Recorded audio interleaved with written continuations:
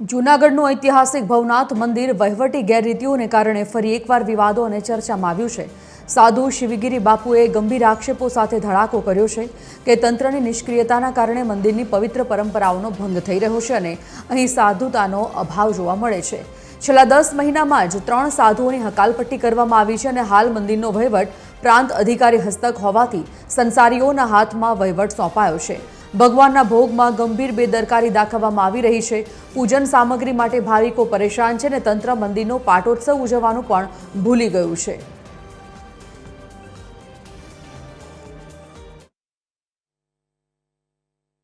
મંદિરની અંદર રોજે રોજ એક નીતિ નિયમ પ્રમાણે એક નિયમ એવો હોય છે કે સવારનો થાળ, બપોરનો થાળ, ભોગ છે, આ છે, એ બધી વસ્તુઓ સમયસર એને ધરવામાં આવતું હોય છે।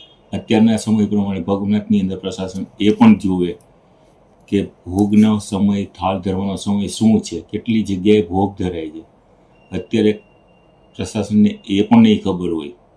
હું પ્રશાસનનું ધ્યાન દોરવા માગું છું કે એની પર પણ થોડુંક ધ્યાન આપે, જેથી કરીને સમયસર ભગવાનની જે પરંપરાઓ, મહાદેવની જે પરંપરાઓ ચાલે છે એ પણ વ્યવસ્થિત રીતે એનું સંચાલન થઈ જાય। ક્યારેક 5 થાળ ધરાતા હોય, ક્યારેક 7 થાળ ધરાતા હોય છે, તો પોતાની રીતે નથી કરવાનું હોતું।